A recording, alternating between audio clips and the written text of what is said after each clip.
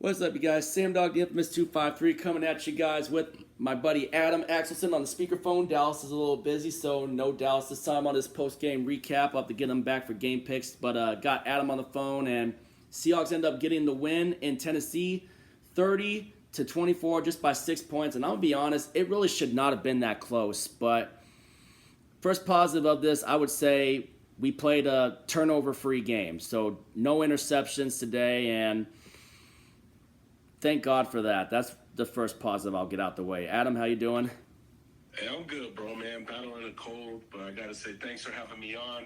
I get to tune in weekly and see your recaps, so it's a pleasure to be on, bro. Yeah, it's good to have you on, man. Just Dallas is a little busy, so I couldn't get a hold of him. But so man, just so it started out. Titans get the ball. They go on this long drive, and one of my biggest concerns going into this game, man, for me was obviously we didn't have Ernest Jones, we didn't have Tyrese Knight, but man, how many? We only freaking stopped them twice on fourth down. They were able to convert a lot of fourth downs on us today. So, got to get that fixed, man. Just we let them convert a lot of fourth downs on us today. No, big time, bro. I mean, it was kind of concerning, it's watching towards the end of the game, seeing how close they were coming back, and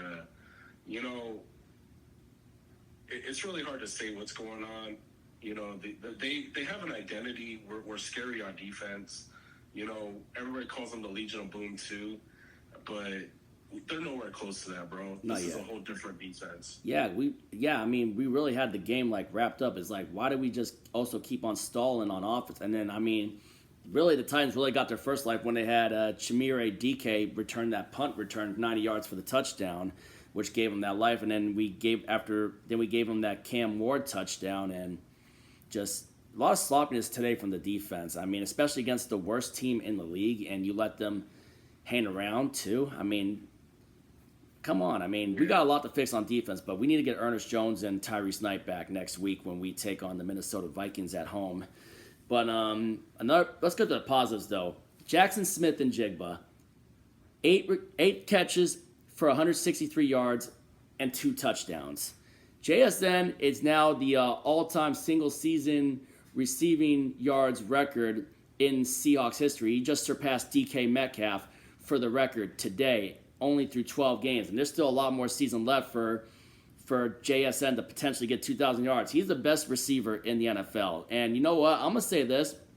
Start putting Jackson Smith and Jigba in the MVP race. 100%. 100%. And a lot of people are like, oh, he's too slow. He's too small. He's not going to be a DK. DK freed up with the double teams and stuff. And being with DK leaving, a lot of people were worried about that. But you know what? Jackson Smith and Jigba, he's just silencing the haters, bro. And yes, get him in that MVP race ASAP. Yeah, put him in the mix for MVP. I would put Jackson Smith and Jigba in there. It's time to start putting talks and putting respect on Jackson Smith and Jigba's name, because he's freaking killing it, man. And then also, Zach Charbonnet had a touchdown today too.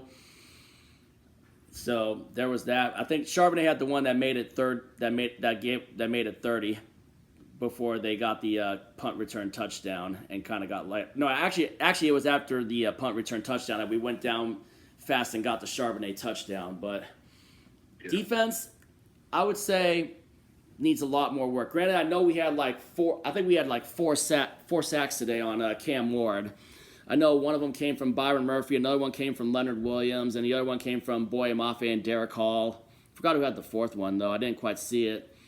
Stopped them twice on fourth down, but we gave them a lot of fourth downs conversions and let it get close at the end. And thankfully, the onside kick didn't travel 10 yards and hit a Titans player before touching anyone else, which allowed us to go into victory formation. But I'm going to need to see a lot of work from this defense in the coming week for when we get ready to take on the Minnesota Vikings, because we still got to face Justin Jefferson and Jordan Addison. But, I still don't think J.J. McCarthy's that guy, but not taking anyone lightly. But seriously, though, we really should have blown these guys out. Yeah, man. O'Connell actually got the other sack, by the way, today. O'Connell? Yeah. I want to talk about offense a little bit more, though, bro. The offensive line is feel like they're still missing a piece, you know. Yeah, Sundell's out on IR, so hopefully we gotta get Sundell back soon. And we were talking middle of the game, you know, seeing Bradford, man. That guy's just a laughing stock right now. Yeah. You know, a lot of people are talking on TikTok, making clips of him. Like, dude, I don't understand how this guy has a job. Yeah. And, yeah, man, you know, all in all, I thought it was a good game. We could be better than that. You know, we shouldn't have allowed them to ease up and come like that. Yeah, I'll be honest. I hope we move on from Anthony Bradford after this year, to be honest. Yeah, man. But hey, we're 8-3. Yeah. We're going, you know, next week we just gotta put it, you know, put belt to ass again. Yeah. All right. Drop your thoughts down below in the comments. And yep, Seahawks get the win, 30-24 down in Nashville. And I will catch you guys on Tuesday for game picks with Dallas. And it's good to have my best friend Adam back on, first time in a long time. So Adam, thank you once again for coming through on this, man. Yeah, thanks for having me on, bro. In a couple weeks, man, you're in Atlanta. Yeah, that's after the Minnesota week. Right now, we just got focused on Minnesota. Yep. Anyway, Yep. catch you guys later. Go Hawks.